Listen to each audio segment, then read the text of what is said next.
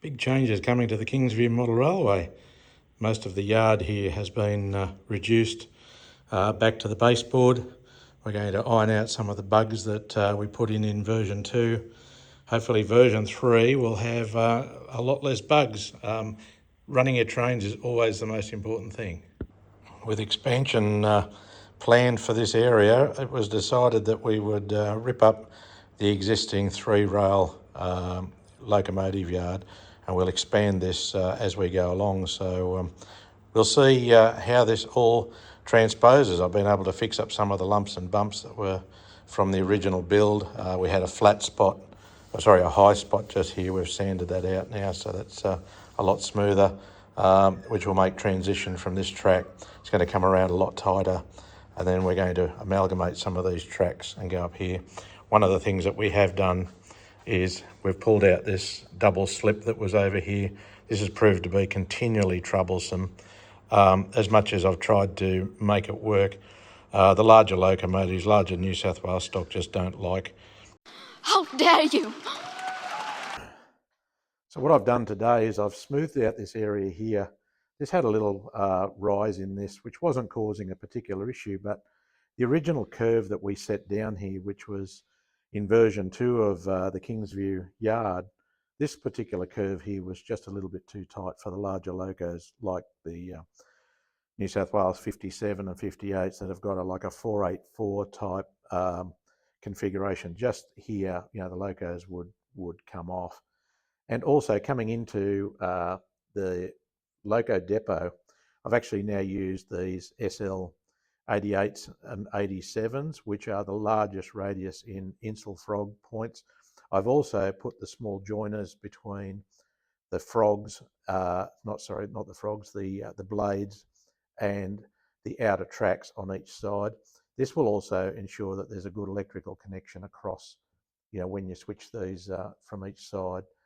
That's very important. And some of these points in this yard originally, when they were done 4 or 5 years ago, didn't have that. So of course that means that you've got to put a lot more droppers down for DCC. But once you've got those little tabs in place, I recommend that on all insel frog points, is to certainly put the little pieces underneath. Just solder a little piece of copper wire between the operating blades and the outer edges. It's very obvious where to do that.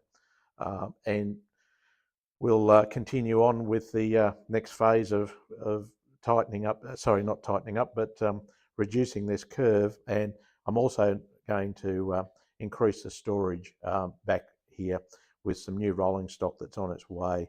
And also loco depot is increasing in size. So we'll show you the progress as that comes on. 2 days later. Well, after a couple of days of work, relaying some track here, we've got a bit of an update. So the big mountain class, 57 and 58 classes, always struggle going through this area here because there was a double slip. So what I've done is I've removed the double slip and made some adjustments with some additional points here so that I don't actually need a double slip.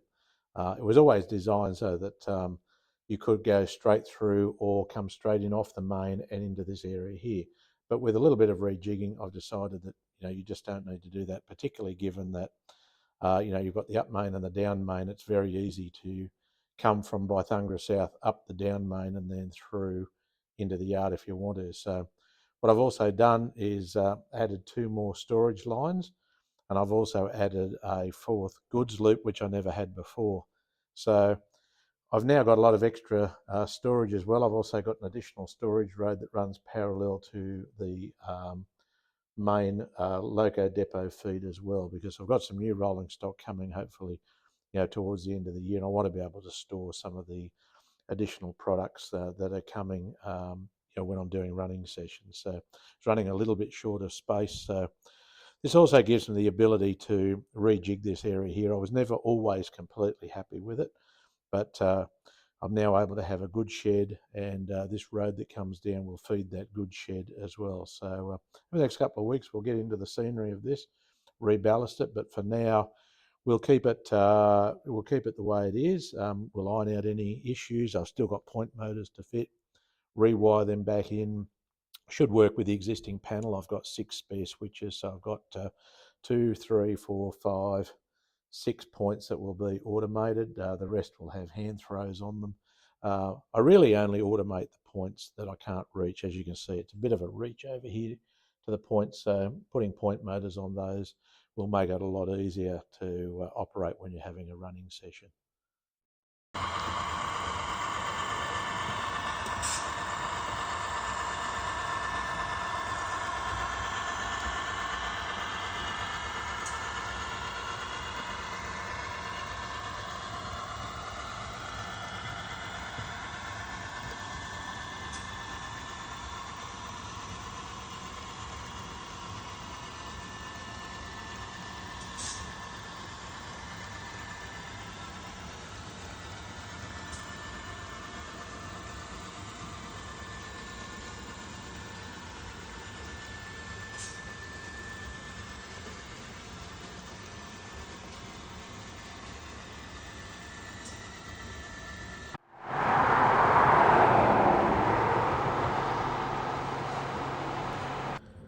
Well, just to give you a update on where we're up to is, now that the track has actually been laid and run for a few weeks and I've been able to fine tune, we're now getting ready to ballast the track. So what I've done here now is I've now taped up the points and the frogs of the points are okay, but the actual operating mechanism where the point motors attach, I've actually covered in blue tape. You can see it here, covered here. So what I do is I cover this area here, because of all the places that you don't want ballast, that's the place. So what I use for ballast spreading is one of these cheap plastic 3D printed ballast spreaders. When you put the ballast in, you can just drag it along like this, and you can lay the ballast in. Then what I do then is I use a very, very fine or fairly fine paintbrush, and what I do then is I just go along here, go along the track, and just give it a tidy up to make sure that there's no actual ballast on the tyres themselves. And around areas like here is, I can add the detail and make sure that it's not conflicting with the track itself, because when you look in reality, you don't generally see too much ballast on the tyres. Now, sometimes you can come along, and I find that, if you use the back of a paintbrush and give it a bit of a tap like this, it just helps it settle down so that it actually makes sure it gets into all of the grooves. So, quite simple. Now, once this is done, once I've got through this area here, we'll then come along and we'll wet it using some water with a tiny little bit of dish soap in the water. That will help the moisture to go into the ballast, and then we'll then give it a light coating with some PVA glue and water, and that will then settle down, and we'll show you how we do that shortly. So you can see here what I'm doing is I'm just lightly brushing the ballast off the edge of the sleepers, and that will ensure that when we wet it down with the glue and the water, that you haven't got any glue and water on the actual sleeper tyres, which you don't really want, because it's not really prototypical. You can see over here that this is what it's going to look like when I've eventually finished, because what I'll do is I'm not all that worried about the colour of the ballast, because I'm going to give it a coat of grimy paint fairly shortly. Once the ballast is all set, I'll be giving it a paint with my special grimy paint that I've got, which is interesting because that particular paint is actually an automotive paint. We had mixed up specially for this, and the good thing about automotive paint is it's got a lot of pigment in it, and because it's got a lot of pigment in it, you can sort of dilute it down, and that way then you get a very, very nice murky colour on the actual tyres and the web of the rail. Then you go along with a cloth, run across the top, And that way then you actually end up with a look like this, where the colour is on the web, but the top of the rail is actually nice and shiny, so that the locos will run over it okay. So as you can see here, we've just ballasted along here, along these loco depot rails, and we're just starting to do all the frog areas. Your fingers are always a good test to tell whether the ballast is too high, too low. I'm going along with a brush, but I'm also going along with my fingers. It's also good for cleaning off the tops of the sleepers as well. Just run your fingers along. As you can see here, run your fingers along there, and bingo, it's really quite good. So ballasting is not hard. It's just time consuming to get it exactly right, and making sure that you don't glue the ballast to the top of the sleepers. Well, after about 5 hours, we're now ready to do the second part of the ballasting process, which is now to spray it down and glue it down. And we use half PVA glue, half water. And how do I know that? Because it says so on the bottle, so therefore that must be right. So that's what we do. We're going to damp this down now with some water in a spray bottle. And in that water, I put just 1 or 2 drops of dish soap.